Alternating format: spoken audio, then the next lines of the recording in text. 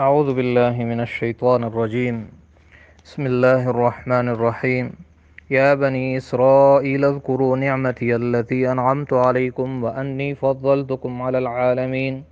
واتقوا یوما لا تجزی نفس عن نفس شیئا ولا يقبل منها شفاعة ولا يؤخذ منها عدل ولا هم ينصرون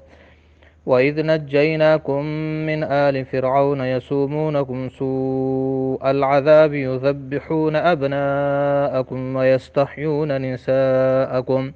وَفِي ذَلِكُمْ بَلَاءٌ مِّن رَّبِّكُمْ عَظِيمٌ صدق اللہ العظیم۔ محترم سامعین، آج کے سبق میں ہم سورۃ بقرہ کے آیت نمبر 47 سے 51 تک پڑھیں گے، 52 تک پڑھیں گے۔ یہ سورۃ بقرہ کا 5واں رکوع ہے۔ یا بنی اسرائیل اذکروا، اے یعقوب علیہ السلام کی اولاد، یا بنی اسرائیل، اے یعقوب علیہ السلام کی اولاد، اے اولاد یعقوب علیہ السلام، اذکروا، یاد کرو، نعمتی التی، میری وہ نعمت ہے، انعمت علیکم، جو میں نے تمہیں دی، جو میں نے تمہیں عطا کی، وانی فضلتکم، اور یہ کہ میں نے تمہیں فضیلت دی، علی العالمین، تمام جہان والوں پر، واتقوا، اور ڈرو، یومن، اس دن سے، لا تجزی نفس عن نفس شیئا، کہ بدلے میں نہ دے سکے گا، نفس، کوئی نفس، عن نفس، دوسرے نفس سے، شیئن، کچھ بھی، کہ بدلے میں نہ دے سکے گا ایک شخص دوسرے شخص کی طرف سے، شیئن، کچھ بھی، ولا یقبل، اور قبول نہیں کیا جائے گا، منہا، کسی سے، شفاعۃ، کوئی سفارش، ولا یؤخذ منہا، اور نہیں لیا جائے گا کسی شخص سے، عدل، فدیہ، ولا هم ینصرون، اور نہ ان کی مدد کی جائے گی۔ وَإِذْ، اور یاد کرو، نجیناکم، جب ہم نے تمہیں نجات دی، من آل فرعون، فرعونیوں سے، یسومونکم، جو دیتے تھے تمہیں، سوء العذاب، سخت عذاب، برا عذاب، یذبحون ابناءکم، جو ذبح کرتے تھے تمہارے بیٹوں کو، ویستحیون، اور زندہ چھوڑ دیتے، نساءکم، تمہاری عورتوں کو، وفی ذالکم، اور اس میں، اس کام میں، یعنی تمہارے بیٹوں کے ذبح کرنے میں، بلاء، آزمائش تھی، من ربکم، تمہارے رب کی طرف سے، عظیم، بہت بڑی۔ وَإِذْ فَرَقْنَا، اور یاد کرو، فرقنا، جب ہم نے پھاڑ دیا، بکم البحر، تمہارے لیے سمندر کو، فَأَنْجَيْنَاكُمْ، بس تمہیں نجات دی، وَأَغْرَقْنَا آلَ فِرْعَوْنَ، اور غرق کر دیا فرعونیوں کو، اور ڈبو دیا پانی میں فرعونیوں کو، وَأَنْتُمْ تَنْظُرُونَ، اور تم دیکھ رہے تھے۔ وَإِذْ وَاعَدْنَا، اور یاد کرو جب ہم نے وعدہ کیا، موسیٰ علیہ السلام سے، 40 لیلۃً، 40 رات کا، ثُمَّ اتَّخَذْتُمُ الْعِجْلَ، پھر تم نے بچڑے کو معبود بنا لیا، ثُمَّ اتَّخَذْتُمْ، پھر تم نے بنا لیا، الْعِجْلَ، بچڑے کو معبود، مِن بَعْدِهِ،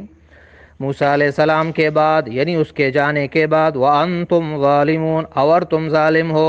ثُمَّ عَفَوْنَا، پھر ہم نے معاف کر دیا، عَنْکُمْ، تمہیں، مِن بَعْدِ ذَلِكَ، اس کے بعد، لَعَلَّكُمْ تَشْكُرُونَ، تاکہ تم شکر کرو۔ محترم سامعین، اس سے پہلے رکوع میں بنی اسرائیل کا تذکرہ تھا، اور اس میں بھی بنی اسرائیل کا تذکرہ ہے، اور کل ہم نے پڑھا تھا کہ یہ بنی اسرائیل کا تذکرہ آنے والے 10 رکوع میں تقریباً یہی سلسلہ چلے گا۔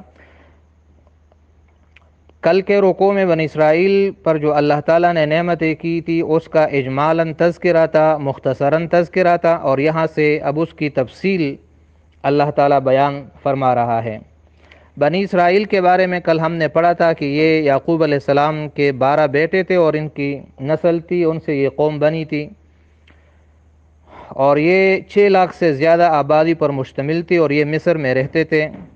موجودہ ان کا نام یہود ہے، یہ موسیٰ علیہ السلام کی قوم ہے، آج کل ان کو یہود کہا جاتا ہے۔ تو یہاں سے اللہ تعالیٰ بنی اسرائیل کی وہ نعمتیں ان کو یاد دلا رہا ہے کہ اے بنی اسرائیل، یاد کرو میری وہ نعمتیں جو میں نے تمہیں کی۔ یہ دوبارہ یہ آیت لایا گیا، اس سے پہلے رکوع میں بھی یہ تھا،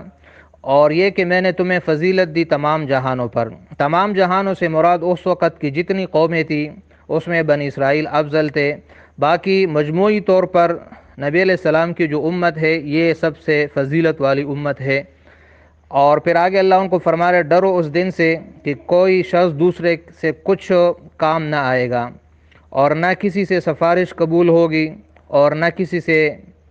فدیہ لیا جائے گا، اور نہ ان کی مدد کی جائے گی۔ دنیا میں جب ایک انسان اپنے آپ کو چھڑاتا ہے تو اس کے 4 طریقے ہوتے ہیں۔ تو اس آیت میں ان چاروں طریقوں سے نفی ہو گئی کہ قیامت کے دن کوئی مجرم اللہ کی گرفت سے اور اللہ کی سزا سے نہیں بچ سکتا،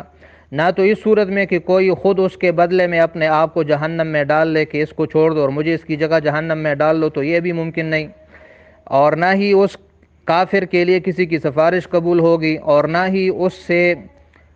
رشوت اور پیسہ لیا جائے گا، جیسے دوسری آیت میں ہے کہ اگر وہ ساری زمین کو سونے سے بھر کر بھی دے گا تو اللہ اس کو قبول نہیں کرے گا۔ اور چوتھی صورت یہ کہ اس کے کچھ مددگار آ جائے، اس کا کوئی گروپ آ جائے اور اس کو زبردستی چھڑا لے، تو یہ بھی ممکن نہیں ہے۔ تو دنیا میں مجرم کو چھڑانے کے 4 طریقے ہوتے ہیں، اور اس آیت میں ان 4 طریقوں کی نفی ہو گئی۔ خلاصہ یہ ہوا کہ قیامت کے دن کوئی کافر، کوئی مشرک اللہ کے عذاب سے نہیں بچ سکے گا، اور نہ ہی اس کے بارے میں کسی کی سفارش قبول ہوگی۔ باقی مسلمان کے لیے سفارش وہ احادیث اور قرآن سے ثابت ہے، اور وہ ان کے لیے سفارش قبول ہوگی۔ آگے بنی اسرائیل پر جو نعمتیں تھیں اس میں سے ایک نعمت کا ذکر ہے کہ یاد کرو جب ہم نے تمہیں فرعونیوں سے نجات دی۔ فرعون یہ موسیٰ علیہ السلام کے زمانے میں جو فرعون تھا اس کا نام رامسیس تھا، اور فرعون اس کا لقب تھا، اور یہ اپنے آپ کو خدا کہتا تھا، خدائی کا دعویٰ کرتا تھا، اور بنی اسرائیل پہ ظلم کرتا تھا، جس کا تذکرہ اس آیت میں ہے کہ تمہارے بیٹوں کو ذبح کرتا تھا اور تمہاری عورتوں کو چھوڑتا تھا۔ یہ بیٹوں کو ذبح کرنے کا واقعہ یہ فرعون کے دور میں 2 بار آیا۔ پہلی بار جب موسیٰ علیہ السلام کی ولادت ہو رہی تھی، اور دوسری بار جب موسیٰ علیہ السلام نے قوم کو دعوت دی، ایمان کی، اور پھر بنی اسرائیل نے موسیٰ علیہ السلام پر ایمان لایا، تو یہ 2 بار یہ ذبح کا واقعہ ہوا ہے۔ تو یہ بنی اسرائیل پر مختلف قسم کے عذاب فرعون کی طرف سے آئے، لیکن اللہ تعالیٰ نے موسیٰ علیہ السلام کو بچا لیا، اور فرعون کے محل میں ہی اس کو بڑا کر لیا، اور اس کی پرورش کے فرعون کے محل میں ہی کرائی۔ تمہاری عورتوں کو زندہ چھوڑتا تھا اس لیے کہ وہ ان کی لونڈیاں بن سکے اور ان کی خدمت کر سکے۔ روایات میں آتا ہے کہ موسیٰ علیہ السلام کو ذبح کرنے کا جب حکم دیا گیا تو 90,000 بچوں کو ذبح کر دیا گیا تھا، لیکن اللہ تعالیٰ نے پھر بھی موسیٰ علیہ السلام کو بچا لیا، اور فرعون کے محل میں ہی اس کی پرورش کر دی۔ اور اللہ فرماتے اس میں تمہارے لیے بہت بڑی آزمائش تھی۔ پھر آگے ایک اور نعمت کا ذکر ہے کہ جب ہم نے تمہارے لیے سمندر کو پاڑ دیا۔ سمندر سے مراد یہاں دریائے قلزم ہے جو مصر میں واقع ہے۔ یہ اس وقت کا واقعہ ہے کہ جب موسیٰ علیہ السلام اپنی قوم کو لے کر نکلے اور پیچھے سے فرعون نے تعاقب کیا، تو سامنے سمندر تھا، پیچھے فرعون کا لشکر تھا، تو موسیٰ علیہ السلام کی قوم نے عرض کیا کہ ہم تو پکڑے گئے،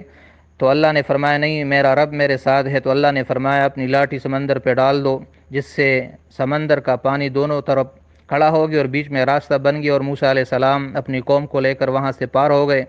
پیچھے سے فرعون اپنی لشکر کے ساتھ آیا تو اللہ نے پانی کو حکم دیا اور پانی پھر سے جاری ہو گیا، فرعون اپنے لشکروں سمیت اس میں غرق ہو گیا۔ احادیث میں آتے اس وقت بنی اسرائیل کی تعداد تقریباً 6 لاکھ تھی، اور فرعون اور اس کے لشکر کی تعداد 12 لاکھ تھی یا اس سے بھی زیادہ۔ ان سب کو اللہ نے پانی میں غرق کر دیا اور بنی اسرائیل کو نجات دی۔ تو اس میں تذکرہ ہے کہ یاد کرو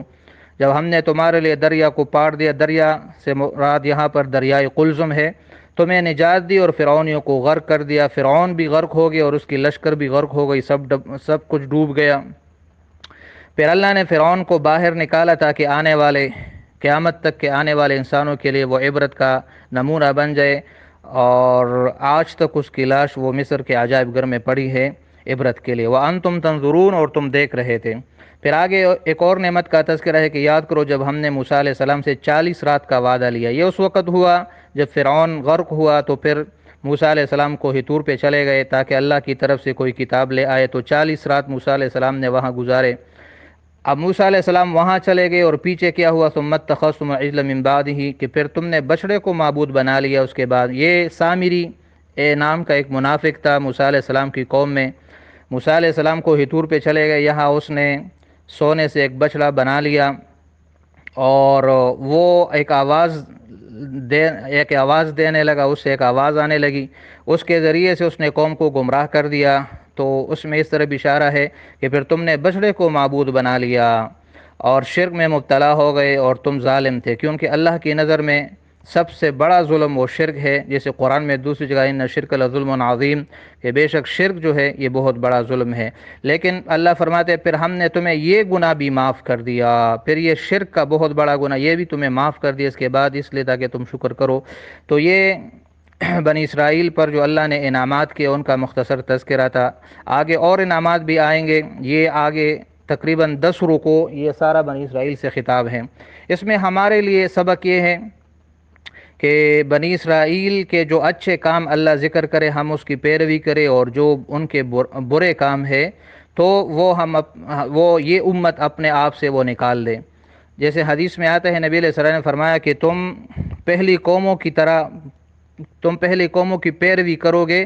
ایسے جیسے ایک جوتی دوسری جوتی کے مشابہ ہوتی، حتیٰ کہ ان میں سے اگر کوئی گوہ کے